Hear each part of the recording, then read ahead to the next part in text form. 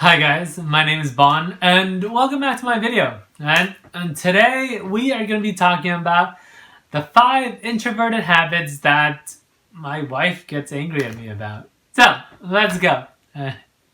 Alright, number 1, I don't listen. Throughout my 30 years of life, I have gone very, very good at ignoring my parents. My mom is very paranoid about things, so she would always tell me to check on everything, right? She would remind me to do something 3, 4, 5 times, right? Even though I've already done it. Chances are she probably knows that I don't listen, so that she reminds me 4 or 5 times. But going back, throughout my 30 years of living with her, I've gone very, very good at ignoring her, not listening, and just said, yeah, I'll do it, I'll get it done, or something like that. And it's worked fine so far because she knows I haven't done it. That's why she keeps reminding me.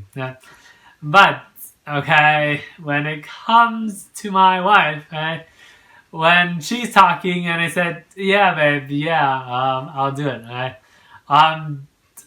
she knows that I'm not listening, and realistically, I'm listening about 50%. A lot of times I don't listen, and then it gets on her nerves, and then she says, why aren't you listening? Listen to me. She doesn't really say that, I just say that, but I hope she doesn't get angry at me after this video. Yeah, so sometimes I don't listen, and then she gets angry at me. And in all fairness, it's my fault, because I should probably pay more attention to her. And the thing is, I know that this happens in every marriage and in every relationship or anything. One person is trying to get the other person to listen to them. That's very, very common. But in terms of the introverts side, introverts are usually in their heads a lot. They're usually thinking about something or focusing on something. So when you are talking to an introvert and they are busy doing something else, give it some time, right? Let them finish what they're doing and then bring it up. Or say, hey, when you are done, I want to talk to you about something. Little things like that can really help an introvert pay more attention, because a lot of the times they're just in their own heads and in their own world and not even listening. But if you ask for their time, they will appreciate it and they will listen to you. And it also shows that you value their time and their opinions. And that is so important in a relationship. When kids are like 5 or 6 years old, they demand your attention. They keep calling you. They keep calling your name until you pay attention to them. And what do? You say, okay, calm down. Give me 5 minutes and then I'll get to you. It's the same thing with a relationship. If a person is constantly like bugging you and saying, hey, listen to me, I have something to say, they don't really value the other person's time, and because they are basically saying that what you're doing right now is not very important. You should listen to me and listen to what I'm saying. But that's not really true, and I think that's also unfair to the other person. So if you just take a little moment and say, hey, when you have some time, I'd like to talk to you about something. When that person is finished with whatever it is, they would be more than happy to talk to you about it. And I think that's a lot better way to deepen your relationship and understand each other a little bit more. And get the other person to listen. Alright, number 2. I don't do what I would say I would do. Personally, I think everybody in the entire world does this. Please, let me know if I'm wrong, but I think that everyone in the entire world has, at some point, say that they would do something, but not follow through. The difference from one person to another is the amount of time that they say that they would do something and then not follow through. I think that introverts are more likely to carry through on the things that they say they would do, more so than extroverts. Because extroverts are a lot of the time in the moment and they say a lot of the things and they don't always follow through. Right? So it happens to everyone, but it really depends on your habits and how you grew up and how responsible you are. And when it comes to this, I think that people should have a surprise mentality when expecting people to do the things that they say that they're going to do. Now, what does that mean? Right? It means that you should not expect people to do the things that they say. Right?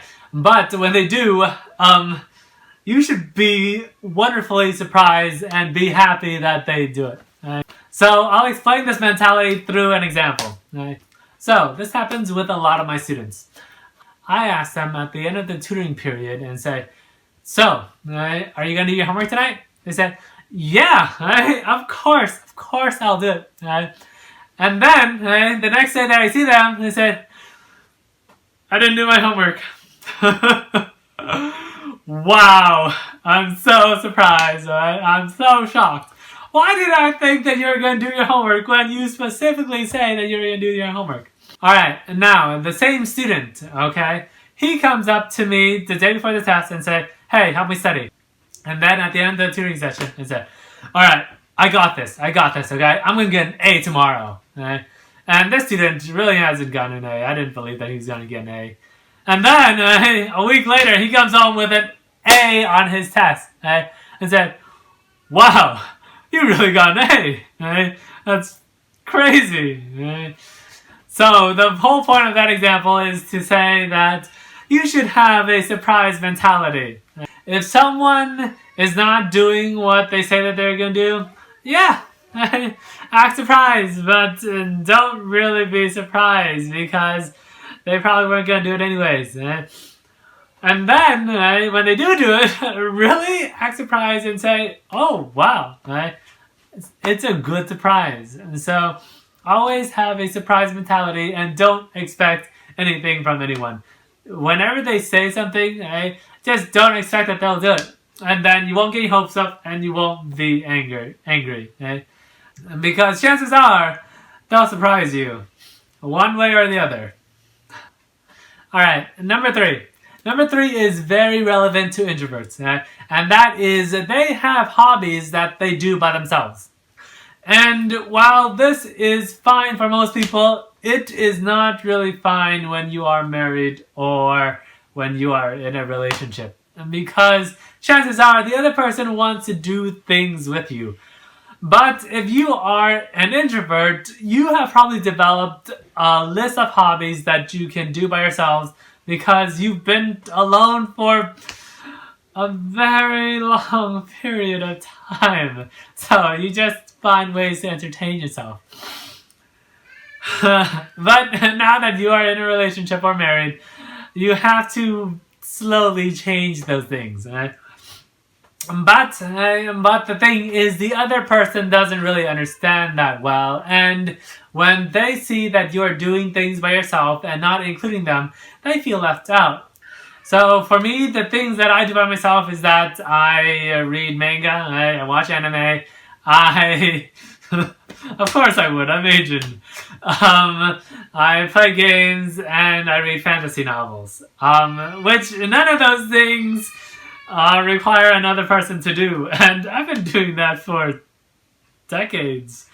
But that isn't something that my wife really enjoys, and that you can't really do that with a second person. And I hope this video can help other people understand that introverts have hobbies that they do by themselves and they are perfectly fine and it's how they relax. So I hope that other people understand that and don't judge them and don't be too hard on them and don't be angry at them. Right? At the same time, introverts, if you are doing those things, please understand that if you are in a relationship or doing things with someone else, that they would like your participation. They would like you to interact with them more and not be by yourself so much, right? Because if you really want a relationship, which introverts, I know that you do, right? I know that you do. I know that you want a relationship. Have a hobby that both of you guys can enjoy doing, right? Like watch a movie together. You don't really have to talk a lot. Just watch a movie together. But yeah, I know that that is something that my wife gets annoyed at me for doing. And it's something that I am working on, and that I think I've gotten better. I've gotten a lot better. I would spend hours and hours by myself doing those things. But now, I'm better. So, number 4. Not going outside the house and visiting different places. Now, I know that this doesn't apply to all introverts, but I do know that just by the nature of introverts that they want to stay home and they want to just be by themselves. But for me, I know that my wife gets angry at me because I just don't want to go anywhere. I'm happy with exactly where I am. I have a bed, I have a roof, I have food. I don't spend a lot of money, which I like because I don't like spending money. I like things that are planned. I like to know things in ahead because chances are I have plans to do certain things at that time, and if it's spontaneous, then I have to drop whatever I'm doing and then do that activity. But if it's planned, I can plan accordingly, and I would have so much more fun during that trip or during that event than I would if it was a total surprise. So if you are in a relationship and you are having that problem where one person doesn't want to go anywhere and want to stay at home, I would suggest planning a trip with them, planning an event with them, or planning a date night with them and telling them in advance so they can plan for it and they can look forward to it. I think that it would work so well, and I wouldn't be offended. I would enjoy doing those things. And if the first time you ask the other person and they have a negative response to it, ask again. And the more you ask, the more likely they'll be open to it and they'll get used to the idea. So don't be turned off by it. Just ask again. I'm sure that by the 4th, 5th, 6th time you ask, they'll do it. Okay, and number 5, which is something that you probably don't think exists, but I guarantee you it does. You just probably don't know it. And that is male periods, or IMS, Irritable Male Syndrome. So, what is it? It is when a guy acts bitchy, acts douchey, and doesn't want to do anything, and acts like a pouty 3-year-old that has a temper tantrum. This is when a guy doesn't want to do anything and just wants to be left by himself. Even when you ask him the smallest thing, he throws a big fit and doesn't want to do anything. And I guarantee you, this is true for pretty much every male. Every male has a period of time where they just don't want to do anything and they just want to be shut off from the world and just want to do nothing. Nothing. And they just don't want to do anything. Even if it's the smallest thing, they don't want to do it. And why?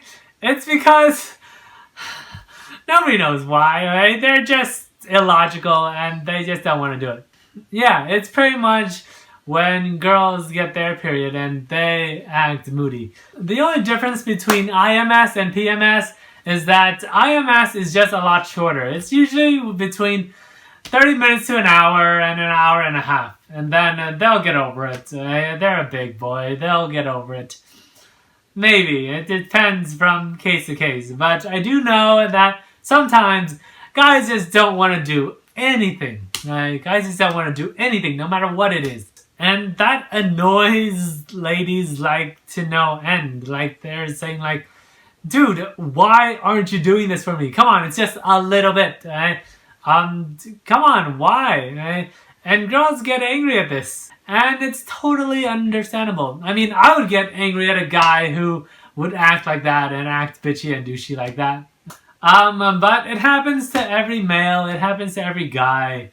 Chances are they're just hungry. And give them some food and then give them some space alone and then they'll be fine afterwards.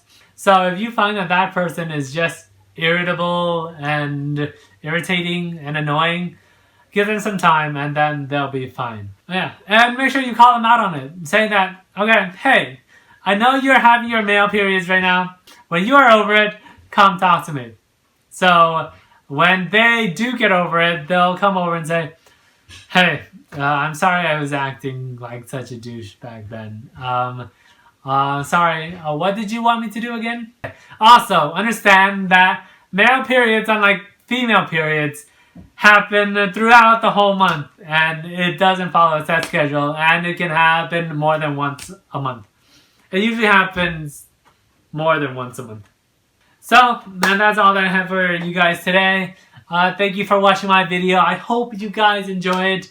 And comment below which of the 5 of those things are you currently having trouble with, or your partner is currently angry at you at. And make sure you give this video a thumbs up. I would so appreciate it. And subscribe to my channel. Please subscribe. I love you guys. If you enjoyed my video, please subscribe. Thank you very much. And I'll see you next time. Bye.